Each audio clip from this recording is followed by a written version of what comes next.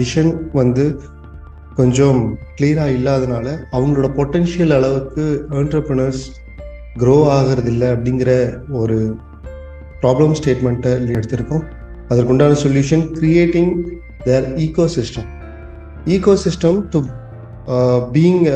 to become a fortuner through personal branding அப்படிங்கிற ஒரு டூலை நம்ம எடுத்து அது மூலிமா ஒரு ஈகோசிஸ்டம் கிரியேட் பண்ணுறது நம்மளோட மெயின் அப்ஜெக்டிவாக இருக்குது. What do mean by personal branding? ஏன்னா பர்சனல் பிராண்டிங்க்கு ஒவ்வொருத்தரும் வேறு வேறு இது வச்சுருப்பாங்க. So what is personal branding? ஸ்பெசிஃபிக்காக என்னோட டெஃபினிஷன் பர்சனல் பிராண்டிங்க்கு, yes this is the right answer.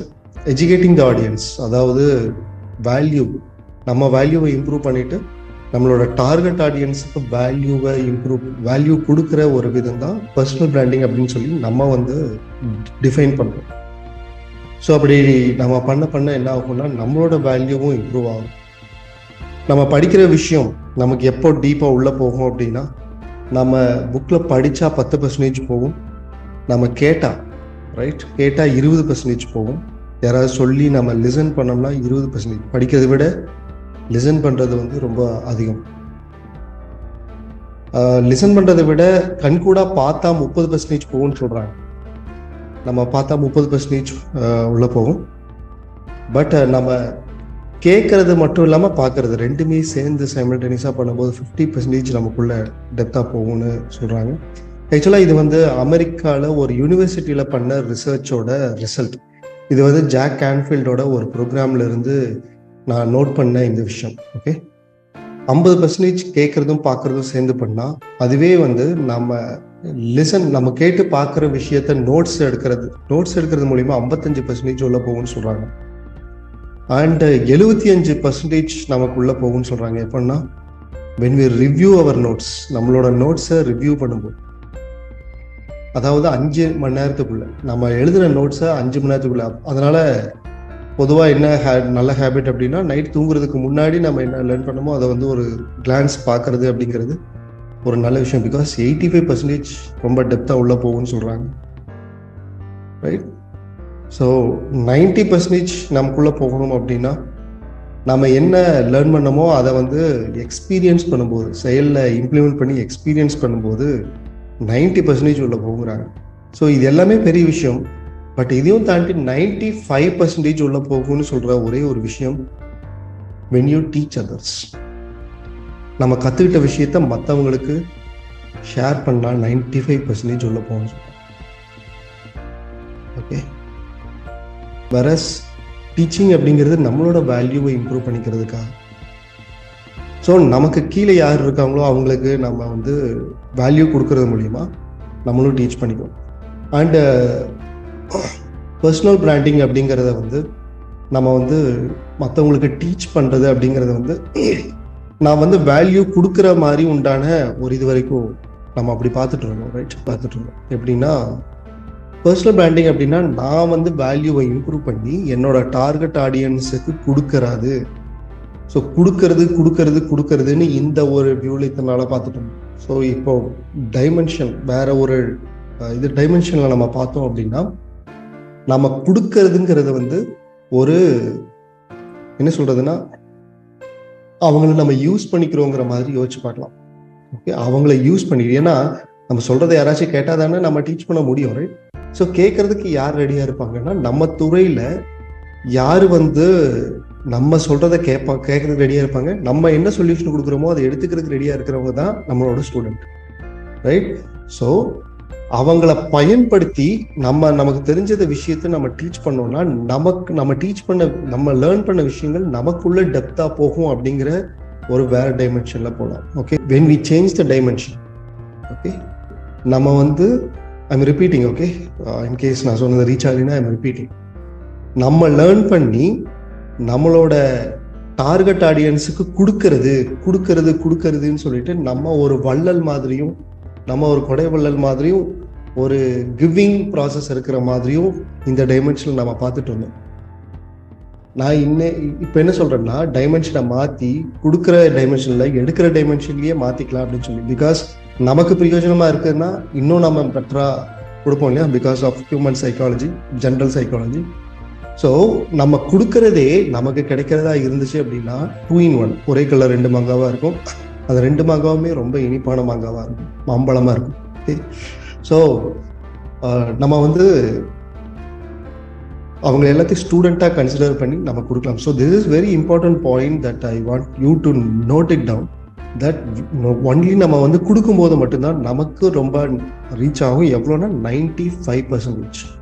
So ஒரே விஷயத்த நம்ம வேறு வேறு ஆங்கிள்லையும் கொடுக்க முடியும், வேறு வேறு ஆங்கிள்லையும் கொடுக்கும். The intention is the key.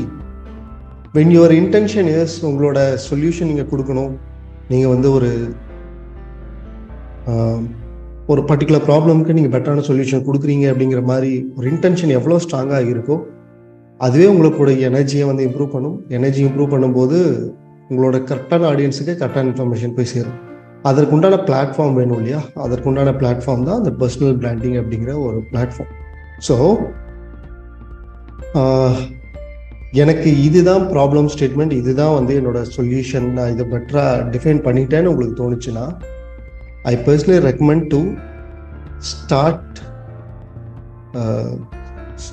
the personal branding. உங்களோட டார்கெட் ஆடியன்ஸுக்கு சோஷியல் மீடியா மாதிரி உண்டான நிறையா பிளாட்ஃபார்ம் எல்லாம் பயன்படுத்தி வந்து இது பண்ணலாம். ஸோ மகாத்மா காந்தி எடுத்துக்கலாம். மகாத்மா காந்தி வந்து ஆக்சுவலாக லாஸ்ட் ப்ரோக்ராமில் நான் போகும்போது ஸ்டேஜில் வந்து ஒரு பேனல் டிஸ்கஷனில் கொஸ்டின் கேட்டுட்டு இருந்தார் one of my mentor. Question கேட்டுட்டு இருக்கும்போது ஒரு பியூட்டிஃபுல்லான கொஸ்டின் ஒன்று கேட்டார். நீங்கள் ரொம்ப அட்மையர் பண்ணுற ஒரு பர்சன் யார் அப்படிங்கிற மாதிரி கேட்டிருந்தார். அதுக்கு ரொம்ப அழகாக பியூட்டிஃபுல்லாக ஒரு பதில் சொன்னார். என்னென்னா மகாத்மா காந்தி. ஸோ மகாத்மா காந்திங்கிறது ஒரு ஓகே மேடை பேச்சுக்காக ஏதோ ஒன்று பெட்டரான பர்சன் சொல்லணும் அப்படிங்கிறதுக்காக சொல்லியிருக்கலாம். பட் அடுத்தது வந்து அவர் ஏன்னு கேட்டார். ஏன் நீங்கள் மகாத்மா காந்தியை வந்து அட்மையர் பண்ணுறீங்க?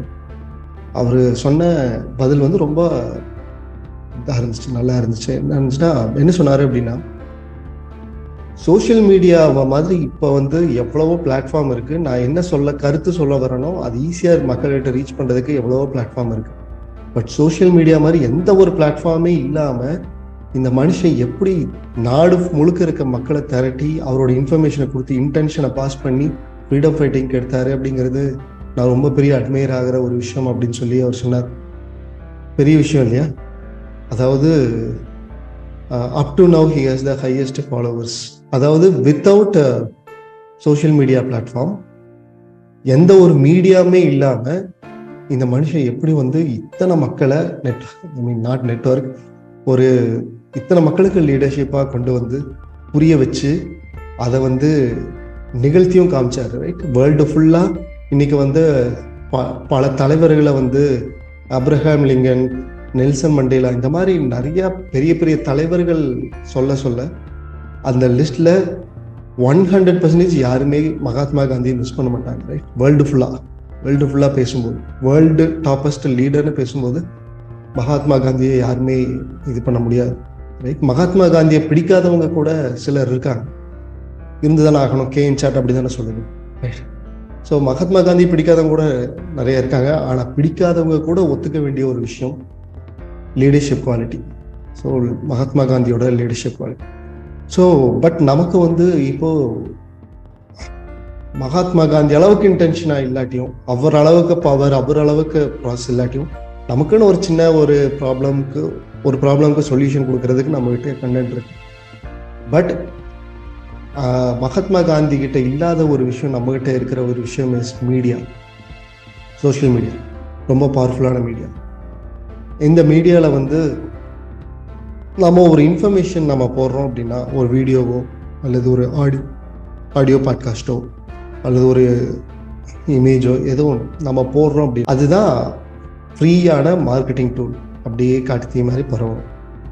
ரைட், நம்ம அனுப்புகிற ஒவ்வொரு விஷயமும் வேல்யூவான கண்டென்ட்டாக இருந்துச்சு அப்படின்னா, இந்த ஒரு பர்சன் என்ன மெசேஜ் அனுப்பிச்சாலும் நம்ம பார்க்கணுங்கிற ஒரு மைண்ட் செட் வந்துச்சு அப்படின்னா, that is the true value, real value. So இந்த மாதிரி வேல்யூவை நம்ம வந்து பர்சனல் பிராண்டிங் மூலிமா நம்ம க்ரியேட் பண்ண முடியும். ஸோ அதற்காக நம்ம இந்த பர்சனல் பிராண்டிங் நம்ம யூஸ் பண்ணலாம். அப்படி யூஸ் பண்ண நமக்கு என்ன கிரியேட் ஆகும்னா ஒரு ஈகோ சிஸ்டம் கிரியேட் ஆகும். நாம் எல்லோரும் ஒன்றா சேர்ந்து ரொம்ப தூரம் பயணம் செய்கிறதுக்காக ஒரு கம்யூனிட்டி நான் ஸ்டார்ட் பண்ணியிருக்கேன். அந்த கம்யூனிட்டி பேர் ஃபார்ச்சூன் மேக்கர்ஸ் கம்யூனிட்டி. அந்த கம்யூனிட்டி பற்றி இன்னும் உங்களுக்கு தெரியாது அப்படின்னா கீழே கொடுத்துருக்குற அந்த லிங்கை கிளிக் பண்ணி இதை பற்றி தெரிஞ்சுக்கங்க. அண்ட் உங்களுக்கு ஹெல்ப்ஃபுல்லாக இருக்கும்னு தோணுச்சுன்னா பிகம் அ மெம்பர். அண்ட் நீங்கள் ஆல்ரெடி ஒரு ஃபார்ச்சூன் மேக்கர்ஸ் கம்யூனிட்டியில் ஒரு மெம்பராக இருக்கீங்க அப்படின்னா என்னோடய டைமண்ட் மெம்பர்ஷிப்பை பற்றி இங்கே கீழே கொடுத்துருக்குற லிங்கை கிளிக் பண்ணி இன்னும் டீப்பாக நீங்கள் தெரிஞ்சுக்கங்க. அண்ட் இந்த பாட்காஸ்ட் உங்களுக்கு ரொம்ப ஹெல்ப்ஃபுல்லாக இருந்திருக்கும்னு நான் நம்புகிறேன். அண்டு நீங்கள் இந்த பாட்காஸ்ட்டில் என்ன கற்றுக்கிட்டீங்க அப்படிங்கிறதையும் அண்ட் உங்களோட கருத்துக்களையும் கீழே கொடுத்துருக்கிற கமெண்ட் பாக்ஸில் டைப் பண்ணுங்கள். ஸோ இதே மாதிரி ரொம்ப யூஸ்ஃபுல்லான ஒரு டாபிக்ஸ் உங்களுக்கு கொடுக்கறதுக்கு இது எனக்கு ரொம்ப என்கரேஜிங்காகவும் இருக்கும். அண்ட் அடுத்த ஒரு பாட்காஸ்ட்டில் உங்களை நான் மீட் பண்ணுற வரைக்கும் it is bye from 8020 Karthikeyan. Take care. Bye bye.